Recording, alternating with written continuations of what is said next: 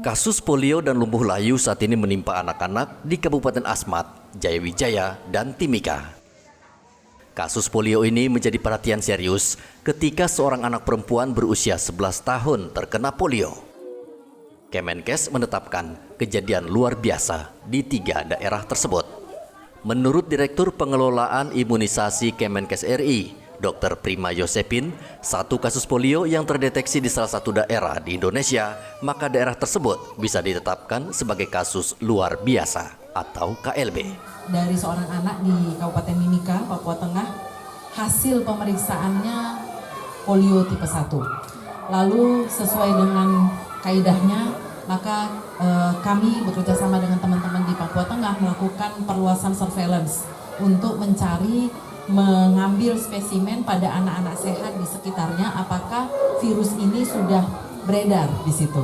Lalu diambil dan ternyata hasil pemeriksaan dari anak sehat 45 kami ambil, ada 8 anak sehat di sekitar itu. Pemeriksaan sampel tinjanya ternyata memang positif konfirmasi mengandung virus polio tipe 2. Lalu tidak berapa lama dilaporkanlah lagi kasus AFP yang tadi lumpuh layu, anak umur 6 tahun 7 bulan dari Kabupaten Duga di Papua Pegunungan. Ternyata terkonfirmasi juga virus polio. Dan yang terakhir saya sampaikan tadi ada anak usia 11 tahun dari Kabupaten Asmat di Papua Selatan juga terkonfirmasi virus polio 2. Polio biasanya menyerang anak-anak. Penyakit ini disebabkan virus yang menyerang sistem saraf pusat sehingga menyebabkan lumpuh, bahkan kematian.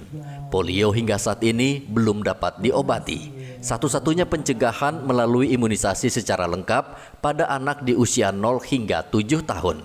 Selain itu, pola hidup bersih dan sehat bisa melindungi anak dari serangan virus polio. Tim medis saat ini tengah memeriksa dan mengambil sampel dari anak-anak di daerah yang terdapat kasus polio di Timika. Dari 10 sampel yang diambil secara acak, ternyata seluruhnya terdeteksi polio. Untuk mengantisipasi penyebaran polio, pemerintah menggelar Pekan Imunisasi Nasional atau PIN tahap pertama di 3 provinsi di tanah Papua, termasuk Papua Selatan. Program imunisasi di Papua Selatan menyasar sekitar 119.000 anak-anak usia 0 hingga 7 tahun. Muhammad Ridwan melaporkan dari Merauke, Papua Selatan.